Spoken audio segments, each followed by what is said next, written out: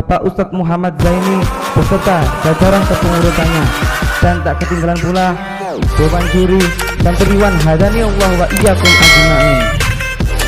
Pertama-tama marilah kita panjatkan puja dan puji syukur atas kehadiran Allah Subhanahu wa taala yang mana telah melimpahkan beribu-ribu nikmat kepada kita, yang salah satunya adalah nikmat sehat, sehingga pada malam hari ini kita bisa berkumpul pada aula yang insya Allah penuh barokah ini. Amin Allahumma.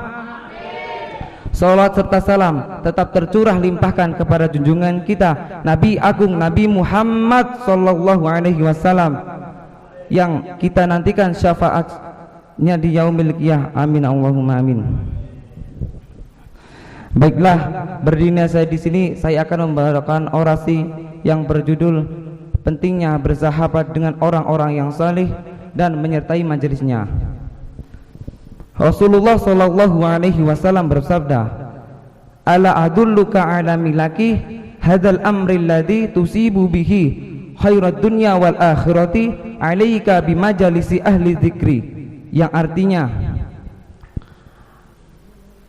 Maukah saya beritahu kepada kalian suatu hal yang dengannya kamu akan mendapatkan dunia dan akhirat? Hendaknya kamu menyertai majelis-majelis zikir. Untuk dapat menyertai para waliullah, kita harus mengetahui ciri sebenarnya orang-orang yang mencintai Allah dan Rasulnya. Di antaranya adalah mereka yang senantiasa menjalankan sunnah-sunnah Rasulullah sallallahu alaihi wasallam. Seperti firman Allah yang berbunyi, A'udzu billahi minasyaitonir rajim.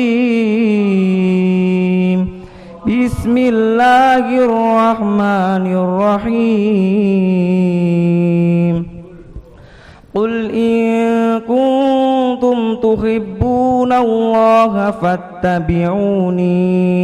fattabi'uni yuhibbukumullahu wa yaghfir lakum dzunubakum wallahu ghafurur rahim.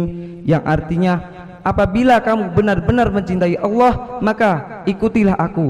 Niscaya Allah mencintaimu dan Allah Maha Pengampun lagi Maha Penyayang. Quran surat Al-Imran ayat 113, ayat 131. Dengan demikian, barang siapa mengikuti Rasulullah dengan penuh ketaatan dan kesetiaan, maka ia adalah waliullah. Namun barang siapa jauh dari sunnah-sunnah Rasulullah, maka ia jauh dari Allah dan jauh dari sunnahnya. Para mufasir menulis bahwa barang siapa mengaku mencintai Allah tetapi ia meninggalkan sunnah-sunnah Rasulullah, maka ia adalah pendusta. Sungguh mengherankan apabila ada seseorang yang mengaku dirinya sebagai seorang muslim tetapi ia mengingkari Allah dan Rasulnya, dan apabila kita ingatkan bahwa ia telah meninggalkan sunnah-sunnah Rasulullah, ia merasa tersinggung. Dalam hal ini, marilah kita renungkan sabda-sabda Rasulullah. Rasulullah sallallahu alaihi wasallam bersabda, apabila kamu melewati taman-taman surganya Allah, maka ambillah hasilnya. Para sahabat pun bertanya, apakah taman-taman surga itu ya Rasul? Beliau pun menjawab, yaitu majelis-majelis ilmu. Seperti kita di pondok, kita berada pada taman-taman surganya Allah, maka kita harus bersungguh-sungguh dalam mencari hasilnya, yaitu ilmu yang bermanfaat dan sahabat yang baik. Seperti suatu ketika seorang sahabat bertanya kepada Rasulullah, ya Rasul, siapakah sahabat yang paling baik bagi kami? Rasul pun menjawab, seseorang yang apabila kamu memandangnya, kamu akan teringat kepada Allah, dan apabila kamu mendengar ucapannya, kamu akan pengetahuan mengenai agama akan bertambah, dan apabila kamu melihat perilakunya, maka kamu akan teringat kepada hari akhir. Allah Subhanahu wa ta'ala berfirman, Bismillahirrahmanirrahim. Ya ayyuhalladzina amanu taqullaha wa kunu ma'as shadiqin. Yang artinya, hai orang-orang yang beriman, bertakwalah kalian kepada Allah, dan hendaknya kalian bersama orang-orang yang benar. Quran surah At-Taubah ayat 119. Para mufasir mengatakan bahwa yang dimaksud dengan orang-orang yang benar pada ayat tadi adalah para ulama ahli sunnah dan para kekasih Allah. Karena barang siapa berdekatan dengan mereka, mengikuti ajaran-ajaran mereka serta melayani mereka, maka akan mendapatkan tarbiyah dan kekuatan iman.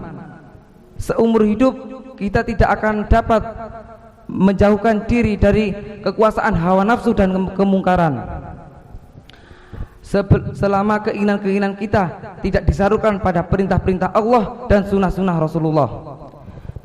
Maka apabila kita bertemu dengan kekasih Allah, maka hormatilah ia, berilah pelayanan dengan baik, ikutilah ajaran-ajarannya, jadilah seperti mayat di depannya, dan janganlah meminta sesuatu di hati, dan janganlah meminta sesuatu di hati.